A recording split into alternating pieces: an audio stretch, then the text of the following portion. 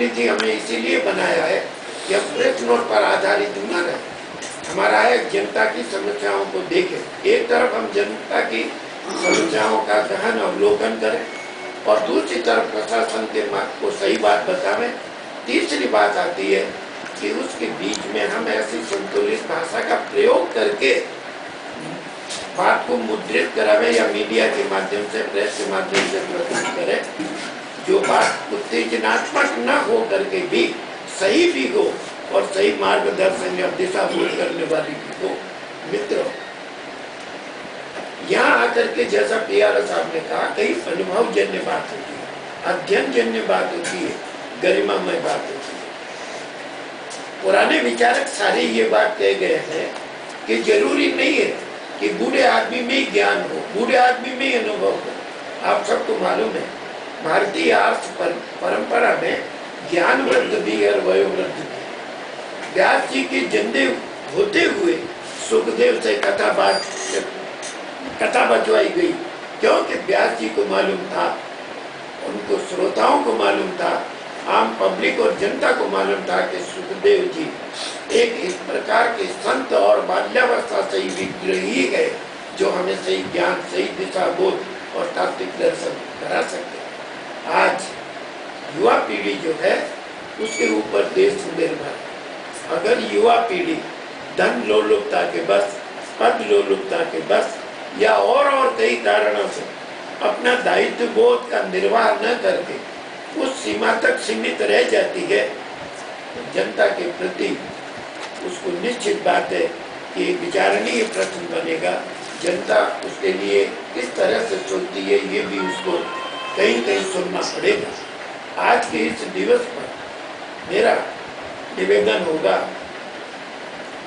कि संवाददाता, पत्रकार, संपादक, चाहे वो दैनिक पत्र के हैं, साप्ताहिक हैं, अगर वो जागरूक रह करके जनता की समस्याओं को बड़े सुंदर शिष्ट शब्दों में प्रस्तुत करते हैं और प्रशासक वर्ग पर अंकुश रखते हैं, प्रशासक वर्ग पर उनको दायित्व बोध बनाने के लिए, अपनी बात कहने के लिए एक क्या कहते हैं सशक्त व्यक्तित्व रखते हैं, तो निश्चित बात है कि मीडिया का जो कारगर काम है उसका जो प्रतिनिधित्व है और जवाबदेही है उसका वो पूर्ण रूप से निर्वाह कर सकते हैं। आज मीडिया अलग अलग श्रेणियों में भी विभक्त है।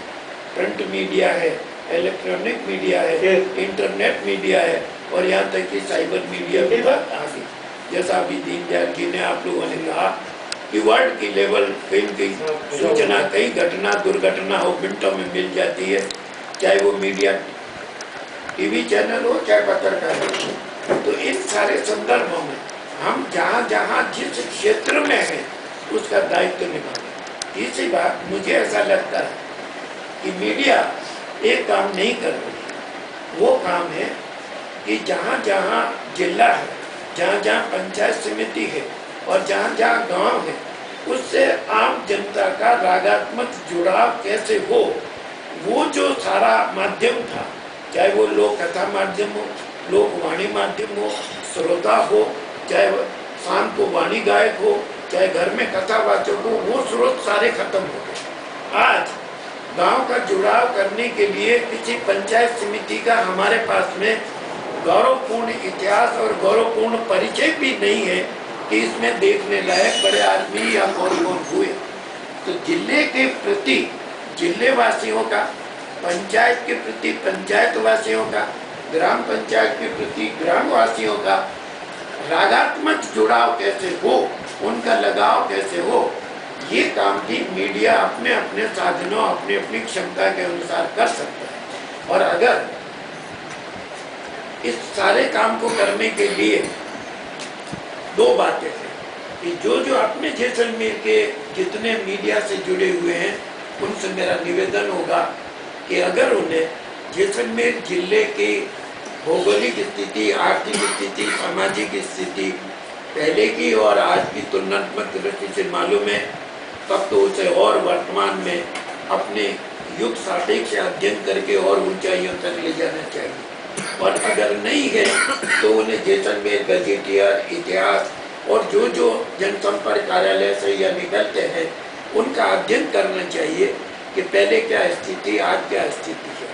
करोड़ों रुपए आज अलग अलग योजनाओं पे खर्च हो रहे, लेकिन जैसलमेर जैसे स्थान पर जहाँ ये कहावत थी कि घीरो घड़ा 10 परियोड़ा मिल सके, लेकिन पौनीरो मीठे पौनीरो घड़ो एक नहीं मिल सकेला, और मैंने वो रिजर्व रख सकता। आज जैसलमेर से घी शुद्ध खत्म, दूध खत्म, और लोकल में जो कृषि बैल से खेती होती थी वो खत्म।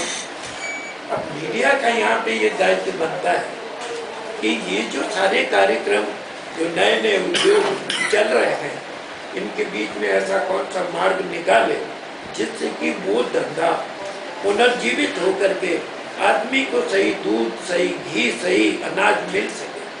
जैसलमेर के खरीदों का, जैसलमेर के जल संरक्षण का, जैसलमेर के ग्रामीण जीवन का, जैसलमेर के कुटीर उद्योग का, ग्रामोद्योग का, सब कुछ आज आप देख रहे हो कि एकदम विनाश हो चुका। एक गांव का आदमी बैल से खेती करता था, हल चलाता था, सुथारी का काम गांव में था, लोहार का काम गांव में था, और न जाने कि पशुपालक कितने पलते थे। गाय का गोबर और उससे खाद मिलती थी, यूरिया, और इसका काम नहीं था। मीडिया का ये दायित्व बनता है कि नए और पुराने का अध्ययन करके ऐसा समन्वय मार्ग निकाले कि आज के इस ऊहापोह की जगत में युवा पीढ़ी को धंधा चाहिए, युवा पीढ़ी को काम चाहिए, और इस दिशा बोध देने के लिए मीडिया बहुत बड़ा काम कर सकता है अपने भाषणों के द्वारा, लेखन के द्वारा। जैसे कई एक विषय है कि जैसलमेर का युवा क्यों दारू बेचता है, क्यों चोरी करता है, क्यों तस्करी क्यों करता है। कारण कि गांव का धंधा उससे गांव से दूर हो गया। आज वो गांव में माँ बाप गाय बैल भले पाल ले, लेकिन वो लोग उसको कह दे देसी भाषा में कि तू ऊँट सड़ियो बांध को नहीं होना। घर में पड़ियोड़ो छोरे ने कह दे कि तू शेड़ो ले आ, तो शेड़ो ठाको नहीं बन, मोरी नहीं ठाको। ऊँट रो कह दे कि पलाण या ले आ, गिद्दी ले आ, या और कोई चीज ले आ, या नाड़ ले आ, आज खेती करनी है, बीज बावने मैंने हालरा नौमी मारे। अब जब बेकार बच्चा होगा तो कोई तो धंधा करेगा। एक तब गवर्नमेंट ने पहनावा, आजीविका के साधन देखकर और आडंबर सारे बढ़ा लिए, तब वो एक आदमी गलत राह पे जाता है, क्योंकि हमने उसको श्रम से जोड़ा ही नहीं, हमने उसको यूटिलाइज नहीं किया। पहले वाला जवान खेती करता था, मुझे याद है, आज भी मेरे को कहना कि कुत्तर काट ले, मैं कुत्तर काट सकता हूँ। मेरे को कहे लकड़ी फोड़नी है तो मैंने लकड़ी में मुझसे सीधे नहीं बिठा। मेरे पिताजी हाकिम थे, मोहरा थे, कहीं भी कहीं काम किया, मुझे आवश्यकता नहीं थी, लेकिन मैंने कई एक युवाओं से पूछा, तो जो बच्चे को ग्रामीण स्तर पर, नगर स्तर पर ये जो मिलता था सारा धंधा उद्योग, और वो श्रमनिष्ठ होकर के अपना जीवन गलत रास्ते पर न डाल के और सही रास्ते पर डाल रहा था, आज वो सारी चीज खत्म हो गई। मुझे लगता है कि मीडिया का अर्थ सिर्फ पत्रकारिता ही नहीं, मीडिया का अर्थ लेखक भी है, संपादक भी है। वो जो भी मीडिया से जुड़ा हुआ आदमी, चाहे पत्रकारिता है, किताब है, प्रकाशन है, टीवी है, जिस तरीके जो जनता के संदेश पहुंचाने के जितने माध्यम है वो सारे उससे कवरेज हो जाते हैं। इसलिए साहित्य की जरूरत है, संवाद की जरूरत है, पत्रकारिता की जरूरत है, और मीडिया के जितने भी प्रकार है वो सारे की जरूरत है। और ये सारे तभी हो सकते हैं जब प्रत्येक मीडिया से जुड़ा हुआ व्यक्ति अपने अपने दायित्व को गरिमामय ढंग से निभावे, गरिमामय ढंग से अध्ययन करके दूरंदेशी सोचे। अगर नेहरू दूरंदेशी नहीं सोचता, महात्मा गांधी दूरंदेशी से नहीं सोचते, और न जाने हिंदुस्तान नवभारत के जितने पुराने और आज के जो पत्रकार हैं जो कभी कभी ताल ठोक के कहने को तैयार है, मैं नवभारत और हिंदुस्तान टाइम्स के कई पत्रकार जिन्होंने सत्ता से लोहा लिया और कहा कि ये अगर है तो आप इसको मेरे को नौकरी नहीं करनी, छोड़ दिया। कहने का मतलब मीडिया एक बहुत बड़ा सशक्त साधन है, और उस साधन में सविवेक के साथ में, आत्मबल के साथ में अगर प्रयोग किया जाता है तो सत्ता को वो मार्ग अपनाना पड़ेगा जो जनता चाहती है। इसलिए जनता के प्रति एक मीडिया के प्रतिनिधि का जो दायित्व है उसको हमें पूर्ण मनोयोग से निष्ठा, कर्तव्य परायणता और समर्पण भाव से निभाना चाहिए। मैं ऐसा मेरा सोच है। और फिर युवा पीढ़ी से बात सोच करके अगर मेरे को बचा तो मैं कुछ बात और भी कह दूंगा, नहीं तो मैं अपनी बात को यही विराम देता हूँ। आज मुझे बड़ी प्रसन्नता है कि इतनी सारी युवा पीढ़ी पूर्ण क्षमता और योगदान से और अपने कलम का, अपने कौशल का, अपनी बुद्धि का जो जौहर दिखा रही है उसका मैं आज के दिवस पर हार्दिक अभिनंदन करता हूँ, स्वागत करता हूँ।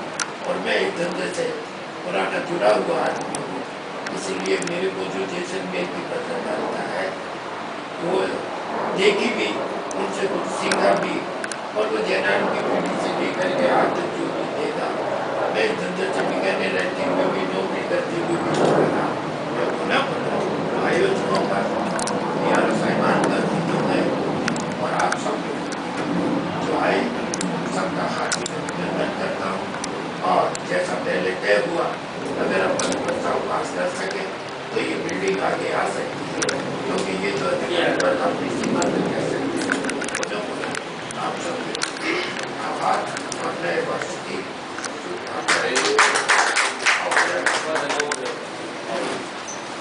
धन्यवाद ओझा साहब।